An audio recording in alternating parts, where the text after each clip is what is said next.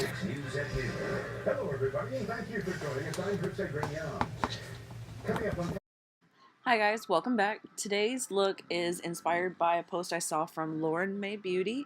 I'm just going to jump into the video and start off by priming my eyes with my NYX Jumbo Eye Pencil in Milk. Just going to dab this all over to kind of create a priming base that's not translucent. We want to go for a little bit more of a white look. And I apologize I didn't tell you, this is a yellow eyeshadow jam. I'm really feeling. I love doing yellow eyeshadow.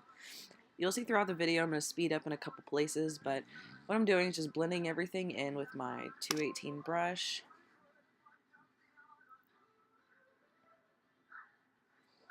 What I'm going to start with first, this is Suburbia by SUGARPILL, and I'm going to go high up in my crease to kind of break up the white that I placed down.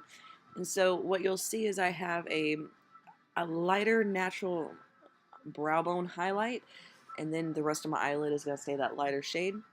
It'll help with a little bit of dimension when we build in all of the yellow on our eyeballs.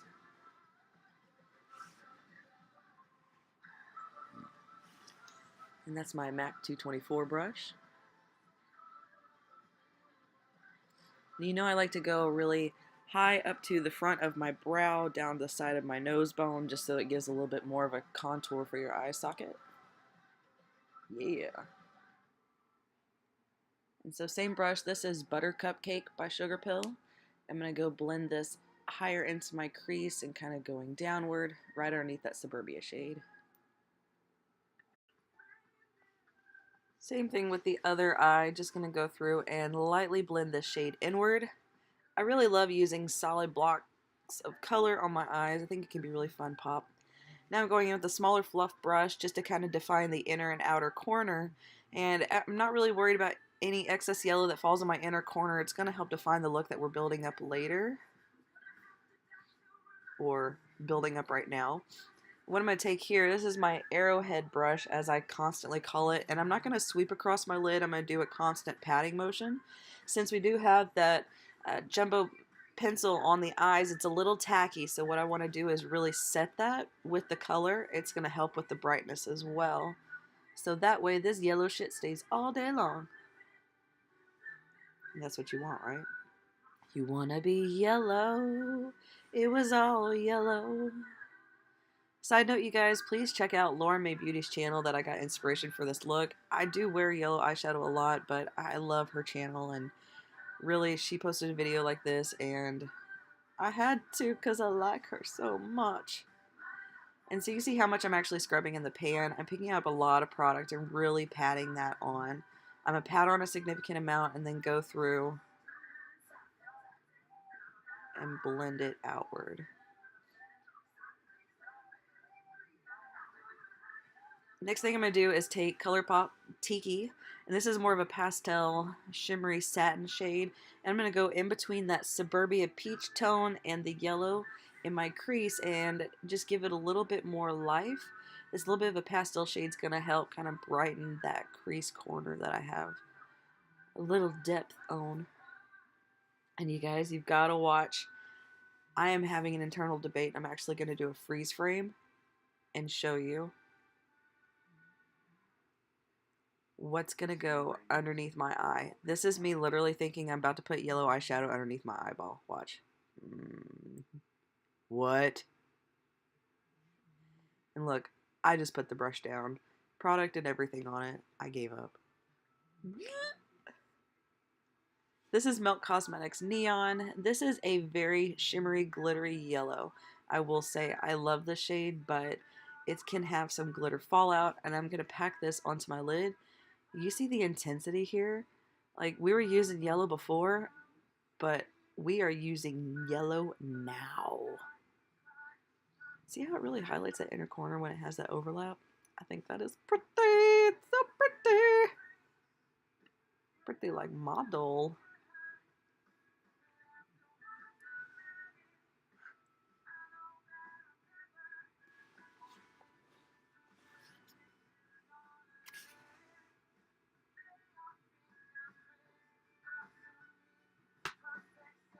My 216, my little baby brush. I'm using this underneath my eyeballs.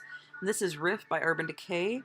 I actually love this shade. It is a nice cool tone brown, and it's got a little bit of shimmer to it, not enough to where you can really see it stand out, but it adds just a little bit of an extra glow to the eye. And what I'm doing is I'm kind of squinting to find that natural where you would put a wing if we were going to do one. We're not doing one today, but it's going to help create a little bit more of a shadow for that eyeshadow on top to stay in place by darkening it up. So it gives our top lid shadow a little bit of a lift. And I don't know if you've ever seen the bottom side of these brushes have that crazy angle, and I legit feel like that's what they're for. Yes. And so this is my 1987 Melt Cosmetic Pencil. The yellow dot on my pencil is so I can remember what's part of my 2018 project pan. Otherwise, I would grab one of the 50 black pencils I have in my little cup on my vanity. It is a very sad story. This is Wet n Wild. I had this pencil forever, and I cannot seem to use all of it. It's calling your bluff. It is a 99-cent pencil. It lasts forever, it's super creamy, and I enjoy it. Now, I'm not going to close in my eyes by doing black all the way around tight lining. That's why I chose to do a cream shade in my waterline. And from here, the internal debate goes to more color. So what I'm going to pick up now, I'm going to put more brightness underneath my eyes with Centerfold by Colourpop. And this is similar to that Suburbia shade we used earlier, but it just has a little bit more of a pink peachy tone to it that I'm going to mesh on top of that brown shade and bringing it outward.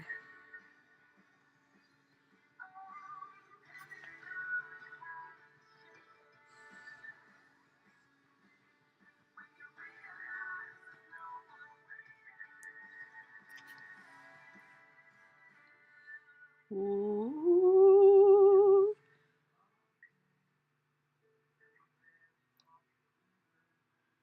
So this is a Starlit powder number 3. This is called Frozen Orange. You guys, I am obsessed with this. See how much little crack powder I have on here? So what I'm going to do is pat a little bit on, and then I'm going to take my Dose of Colors pencil brush. I'm sorry, that was my Morphe B16 before. And I'm going to blend this outward. So that way I still had a ton of product left on my other brush. And so in order to not waste it, because that powder is so pretty, there's something about this shade, it just gives the most gorgeous ethereal glow. It looks like it should be a part of like the Kat Von D Alchemist palette with those frosty blues and greens. It's frosty orange. I'm going to show you guys in an upcoming video. I use this as a highlighter on occasion because there's really no glitter. It's just shimmery happiness.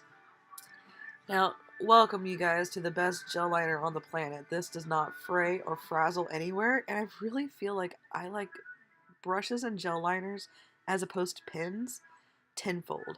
I don't know what it is. I feel like I actually have control over what I'm doing, even though the job I'm doing is not the most precise. 'Tis what it is. And I'm going to give you one giant guess. As soon as you see that Tarte compact pop up a little bit more, one eye down, one to go. See that sticker? Project Pan.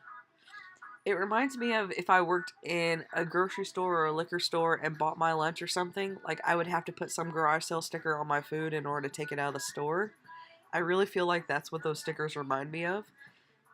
Probably because they are garage sale stickers, I assume. But it was the easiest way for me to mark everything in my collection.